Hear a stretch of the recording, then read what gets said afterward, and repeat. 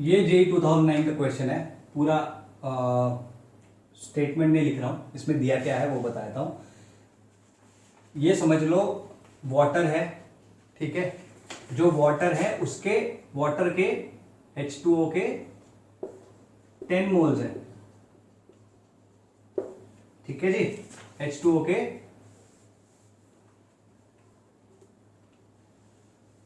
10 moles हैं, ठीक है जी। अच्छा, यहां पर एयर है, ठीक है, इसका प्रेशर है 5 एटमॉस्फेयर, ठीक है। अच्छा, एयर है, एयर में N2 का मोल फ्रैक्शन क्या है, mole fraction equal to 0.8 N2 का, ठीक है। और वो कह रहा है, और टेम्परेचर इसमें दिया है 298 केल्विन। वैसे टेम्परेचर का कोई खेल नहीं है इसमें, लेकिन फिर भी इस टेम्परेचर पे एयर का 5 एटमॉस्फेरिक प्रेशर यहां पे है, 10 मोल वाटर यहां पे रखा हुआ है, N2 का एयर में जो मोल फ्रैक्शन है 0.8 है। तो अगर इसके अंदर जो N2 के मोल्स डिसॉल्व होंगे वाटर में वो कितने, ठीक है, दैट इज द क्वेश्चन। तो इसने डायरेक्टली तुमसे बेसिक क्वेश्चन नहीं पूछा, एक स्टेप आगे पूछा है, वो पता चलेगा कैसे। पहली चीज तो ये जानने वाली है, जब इसने N2 के मोल्स दिए, मोल फ्रैक्शन दिया, तो ये मोल फ्रैक्शन जो हम हेनरीज लॉ में मोल फ्रैक्शन यूज करते हैं वो नहीं है। हेनरीज लॉ में जो मोल फ्रैक्शन हम यूज करते हैं वो होता है mole fraction of the gas in the liquid. ये क्या है, mole fraction of the gas here, N2 का मोल फ्रैक्शन इस एरिया में। क्लियर होगी बात।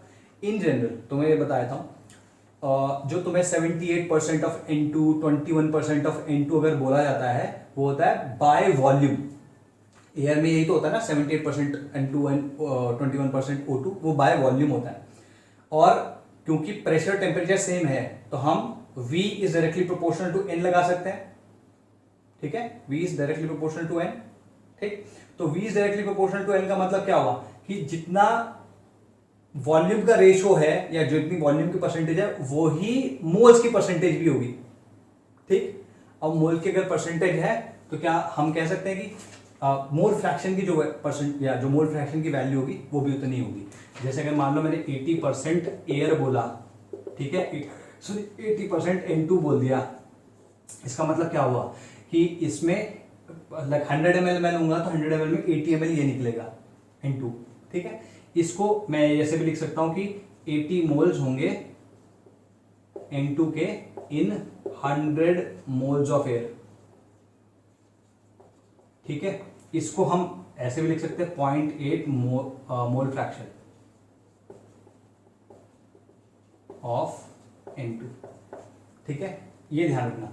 तो यहां पे मोल फ्रैक्शन जो दिया है वो N2 का दिया है इन एयर। तो यहां पे एक दिया किस लिए है, हमें पार्शियल प्रेशर ऑफ एयर दिया है, N2 नहीं, जबकि हमें Henry's law constant, Henry's law use करने के लिए partial pressure of the gas पता होना चाहिए, ठीक। तो पार्शियल प्रेशर ऑफ N2 कैसे निकलेगा, डाल्टन्स लॉ से। डाल्टन्स लॉ कैसे बताता है, P equals to P total into mole fraction, ठीक है। तो P यहां पे PN2 है, P टोटल कितना है 5 into mole fraction of N2 कितना हो गया 0.8 इक्वल टू 4 एटमॉस्फेयर। ये ध्यान रखना पहली चीज। तो सबसे पहला रिजल्ट क्या आ गया, PN2 इक्वल टू 4 एटमॉस्फेयर, मिटाना उसको, ठीक है। क्योंकि अब PN2 4 एटमॉस्फेयर आ गया है, तो अब हम P equal to KH into XN2 formula लगा सकते हैं। क्यों, क्योंकि KH हमें दिया हुआ है। क्या आएगा, PN2 की जगह क्या जाएगा 4 इक्वल टू 10⁵ इंटू X, ठीक है, क्योंकि इसका भी एटमॉस्फेयर है, PH भी जो है, PN2 भी जो है वो भी एटमॉस्फेयर में आया है, तो हम कह सकते हैं X is equal to XN2 equal to 4 into 10⁻⁵, ठीक है जी। अच्छा, अभी यहां पे कहानी खत्म नहीं होती, क्यों, क्योंकि इसने हमसे मोल्स पूछे हैं 10 मोल ऑफ वाटर में, ठीक है। इसको मिटा दो, तो हम यहां पे क्या लिख सकते हैं, x into is equal to 4 into 10⁻⁻⁵। ठीक है, तो इसका मतलब क्या हुआ कि 4 into 10⁻⁻⁵ moles of N2 in 1 mole of solution। Solution में क्या है, वाटर है और N2 है। जब N2 के इतने मोल्स हैं तो बाकी जो मोल्स होंगे वो H2O के ही होंगे। तो N2 के अगर इतने मोल्स है तो H2O के कितने मोल्स हुए, मोल्स ऑफ H2O कितना होगा, 1 minus 4 into 10⁻⁻⁵ which is almost equal to 1, है ना, ऑलमोस्ट इक्वल टू 1 वाटर के मोल्स जितने होंगे। ठीक है, क्लियर है ये बात। तो अगर मैं देखूं यहां पे क्या हुआ है कि 4.4 into 10⁻⁻⁵ moles of N2 in 1 mole of H2O आया है। हमसे कितने मोल, हमें दिए कितने मोल है, 10 मोल। इसका मतलब क्या हुआ, 4 into 10⁻⁻⁵ into 10, क्योंकि ये भी 10 से मल्टीप्लाई होगा तो ये भी 10 से मल्टीप्लाई होगा, of N2 in 10 moles of H2O। This is your this is your answer which is 4 into 10⁻⁻⁴। This is your answer। वहां पे क्या क्या ऑप्शन थे, 4 into 10⁻⁴, 4 into 10⁻⁵, 5 into 10⁻⁵ and 4 into 10⁻�6। ठीक है, कुछ लोगों ने P को सीधे यूज कर लिया होगा तो उसका 5 into 10⁻⁵ भी आ गया होगा। ठीक है, वो आंसर भी आया होगा, और 4 into 10⁻⁵ भी आया, लेकिन वो मोल फ्रैक्शन था, वो ऑप्शन थे तो लोगों ने वो भी लगाया होगा। ठीक है, these are the mistakes people make, क्योंकि कुछ क्वेश्चन में ऐसा कुछ भी नहीं था जो तुम्हें नहीं आता। आप जानते हैं लिमिटेशंस ऑफ दिस लॉ। अगर प्रेशर बहुत ज़्यादा हाई हुआ तो ये एप्लीकेबल नहीं होगा। ठीक है, वो जो डायरेक्ट रिलेशनशिप है वो एप्लीकेबल नहीं होगी। अगर टेम्परेचर बहुत लो हो गया तो भी एप्लीकेबल नहीं होता, वो डायरेक्ट रिलेशनशिप एप्लीकेबल नहीं होती है। थर्ड इज, अगर गैस बहुत ज़्यादा सॉल्युबल हो, ठीक है, तो भी ये डायरेक्ट रिलेशनशिप नहीं आती है। और अगर गैस लिक्विड के साथ में या तो रिएक्ट कर रही है, या वो डिसोसिएट हो रही है, या एसोसिएट हो रही है, मतलब गैस में बदलाव आ रहे हैं, तो उस केस में भी ये लॉ एप्लीकेबल नहीं है। क्लियर होगी बात?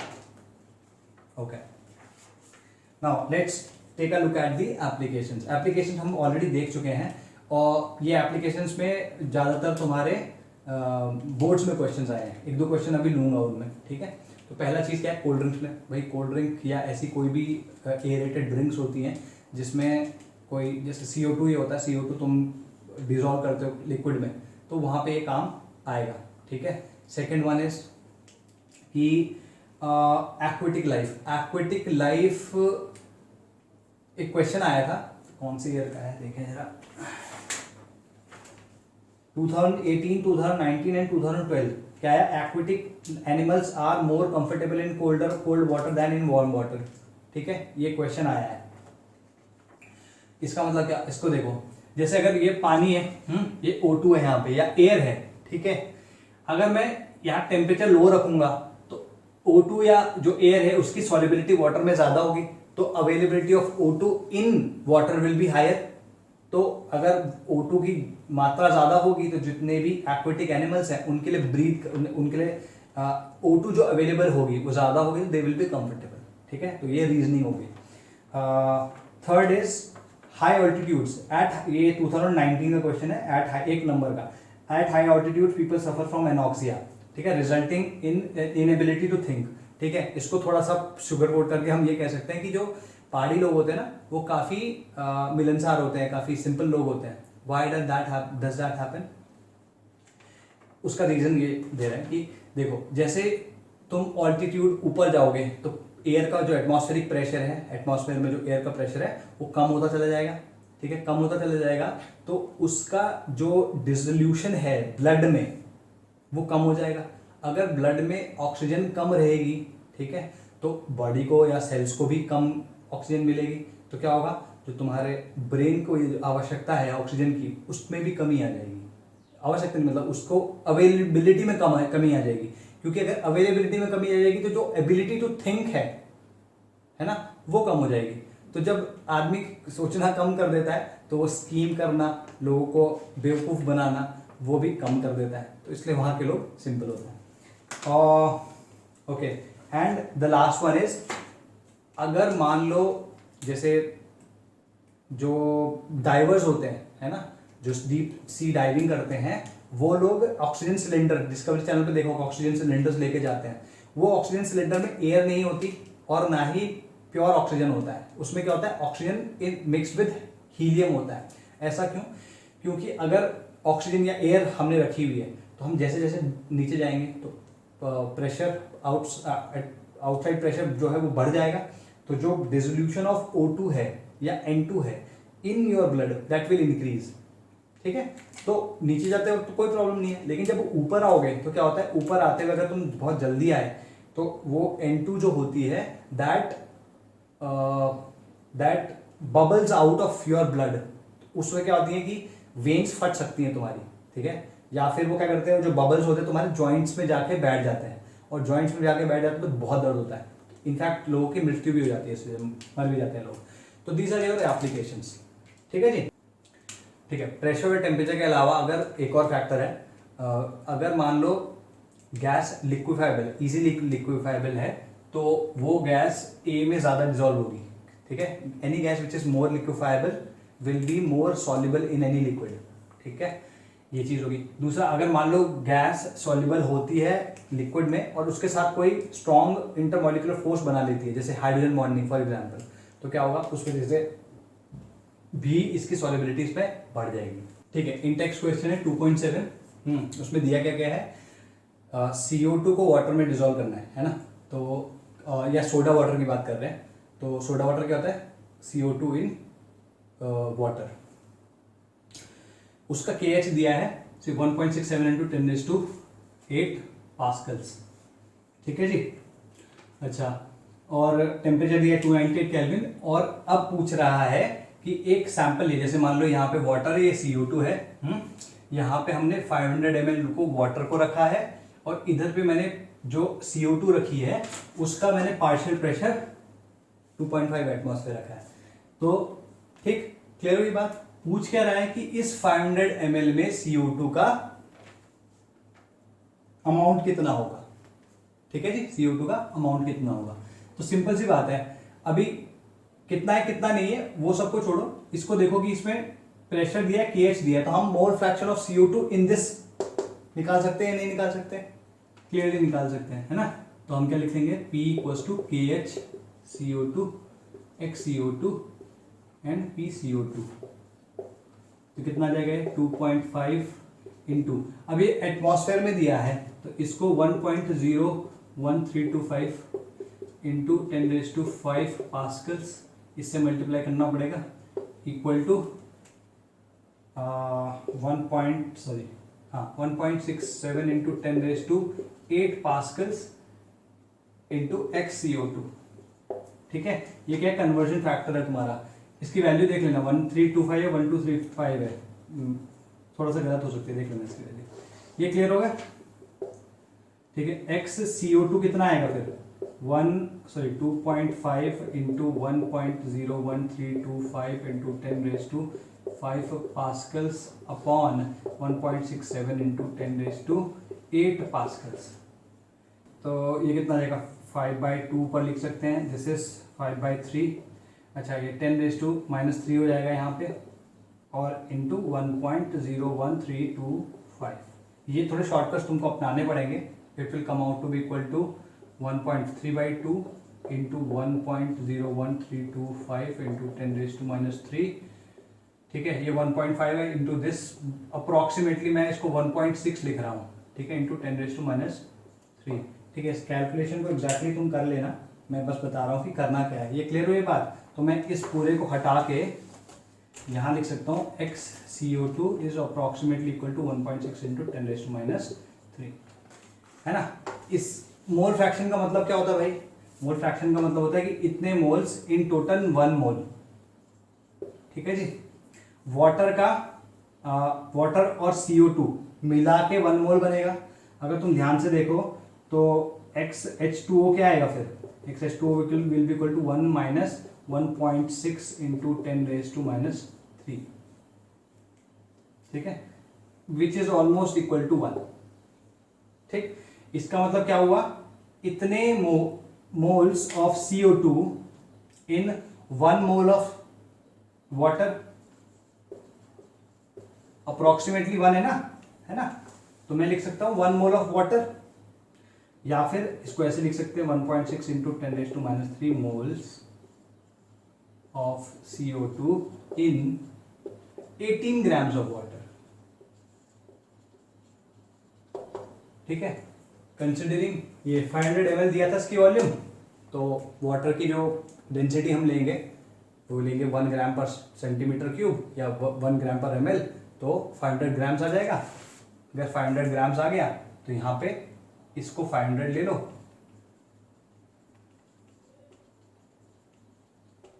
और यहाँ पे क्या आएगा, x ले लो, x moles of CO2 in 500 grams of water. x कैसे निकलेगा, x इसको क्रॉस मल्टीप्लाई कर दो तो x will be equal to 500 upon 18 into 1.6 into 10⁻⁻3। ठीक है, this will give you your answer. एक क्वेश्चन हेनरीज लॉ पे लेते हैं।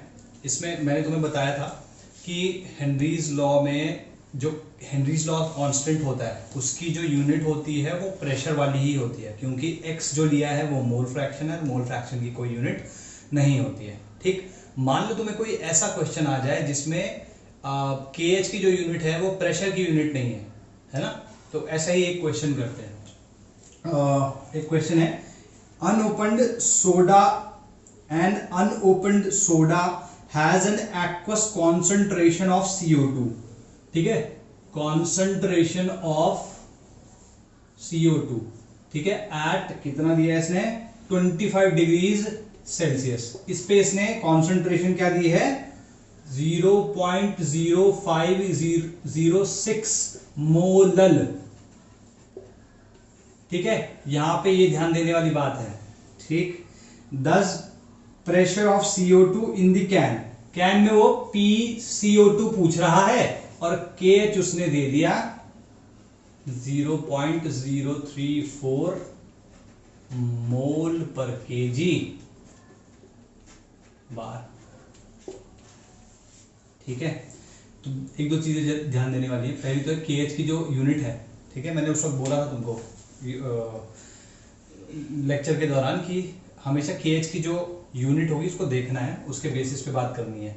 इसमें अगर तुम देखो मतलब जो मैंने बताया था उसमें तो क्या था कि KH की यूनिट PCO2 की जैसी होगी, लेकिन यहाँ पे क्या है बार इनवर्स है। बार इनवर्स मतलब प्रेशर इनवर्स इसकी यूनिट होगी। तो इस केस में ये वाला फॉर्मूला लगेगा PCO2 into KH is equal to solubility. ठीक है ना, वहां पे क्या था PCO2 is equal to KH into solubility, यहां पे ये लगेगा क्योंकि ये KH नहीं है K-H है। ठीक है, क्लियरली सबसे पहले तो ये इसकी यूनिट देख के सीधे समझ में आया फॉर्मूला कौन सा लगेगा। ठीक है, बाकी तो तुम क्वेश्चन करोगे ही, नॉर्मल जो हेनरीज लॉ के होते हैं। कुछ क्वेश्चंस ऐसे होते हैं जिसमें इस तरीके से चेंज कर देते हैं। ठीक, दूसरा यहाँ सॉल्युबिलिटी जो है, सॉल्युबिलिटी जरूरी नहीं है कि मोल फ्रैक्शन ही हो। जैसे इस केस में क्या है मोलल में दी है तो यहाँ पे मोलैलिटी आ जाएगी। ठीक है, तो यहाँ पे क्या आएगा PCO2 इक्वल्स टू सॉल्युबिलिटी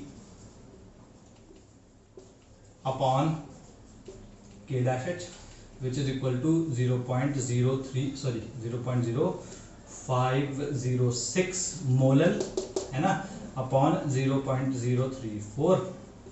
इसका निकाल लो तो हो जाएगा, आंसर आ जाएगा।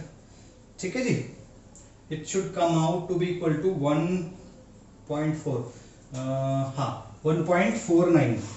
It should come out 1.49 bar. ठीक है, तो इसमें यूनिट्स डाल के देखोगे, इनफैक्ट यूनिट्स डाल ही देते हैं। ठीक है, छोड़ो। ठीक है, तो इसमें यूनिट डाल देते हैं, क्या आएगा 0.0506 मोलल। मोलल का मतलब क्या हुआ, मोल पर केजी, ठीक है। यहाँ पे क्या आएगा 0 और के एच डैश एच की जगह क्या डालोगे 034 मोल पर केजी बार, तो बार ऊपर आ जाएगा, मोल के पर केजी, मोल पर केजी कट जाएगा, ठीक है। This will come out to be, ठीक है।